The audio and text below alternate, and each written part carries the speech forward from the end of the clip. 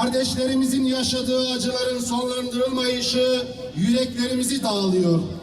Bugüne kadar işgalci İsrail'in Gazze'ye yönelik sürdürdüğü saldırılarda 50.000'den fazla masum sivil şehit oldu. 115.000'den fazla kişi yaralandı ya da sakatlandı. Şehit olanların çok büyük bir kısmını çocuklar, kadınlar, yaşlılar, sağlık çalışanları ve gazeteciler oluşturuyor. Gazze'deki sağlık altyapısı İsrail'in saldırıları sebebiyle tamamen çöktü. Hastaneler, ibadethaneler, su tesisleri ve barınma alanları da işgal İsrail saldırılarıyla bombalanarak yıkıldı. İsrail, Gazze ve Filistin'de sadece bombalarla değil, gıda başta olmak üzere temel ihtiyaçları erişimi engelleyerek de bir soykırım yapıyor. Gazze'ye açılan sınır kapıları abluk altında tutularak insani yardım geçişleri engelleniyor.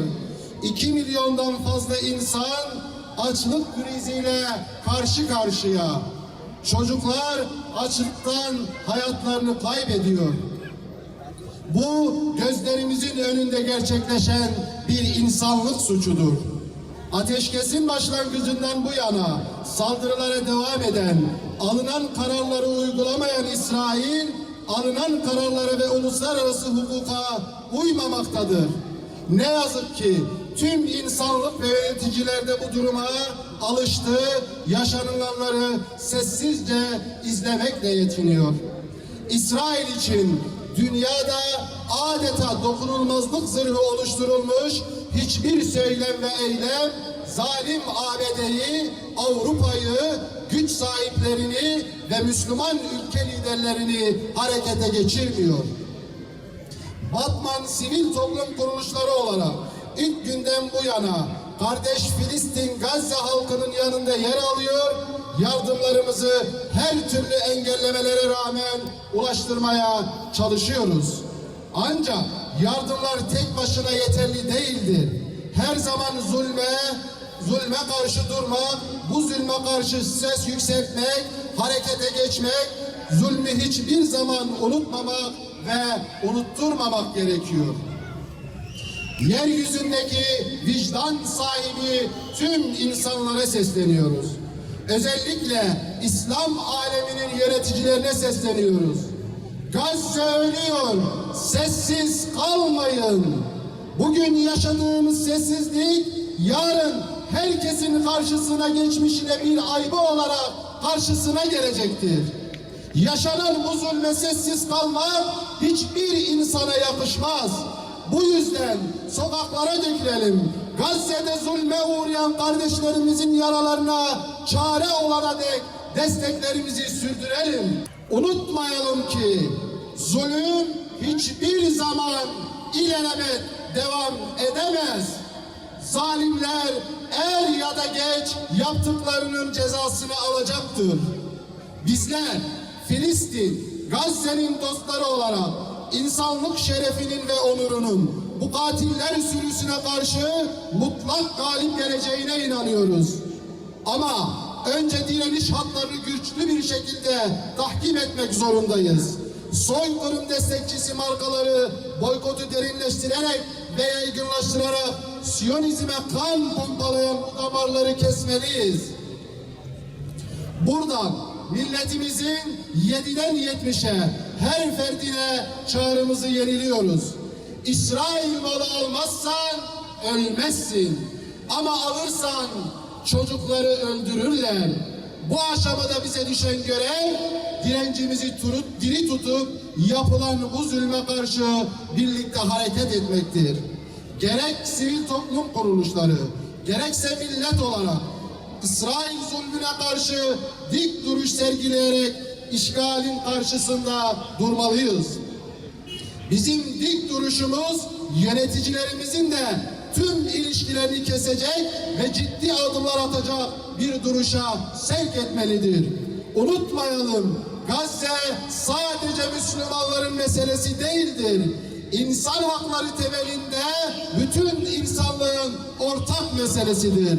Bu insanlık suçuna karşı hiç kimse sessiz kalmamalı. Herkes elinden geleni yaparak zulmün sona ermesi için gayret etmelidir. Tekbir! Tekbir! Tekbir! Kardeşlerim, vicdan sahibi tüm insanlara Batman'ın bu meydanından sesleniyoruz. Dünyanın gözleri önünde gerçekleşen bu soykırım karşısında herkesin üzerine sorumluluklar alması gerekmektedir. Herkes yaşanan büyük bu soykırıma karşı harekete geçmeli. Uluslararası kuruluşlar, sivil toplum ve devletler, işgalci İsrail'in zulümlerin önüne geçmek için atılması gereken adımları acil bir şekilde atmalı. Bir an önce işgal devleti İsrail saldırıları durdurulmalı ve acilen ateşkes sağlanmalıdır. Filistin'de 10 yıllardır zulmeden işgalci İsrail'e karşı gereken yaptırımlar derhal uygulanmalıdır. İşgal devleti İsrail hukuksuz işgal hareketi ve katlettiği insanlar için uluslararası hukuk önünde ve tüm dünyanın vicdanına hapsedilmelidir.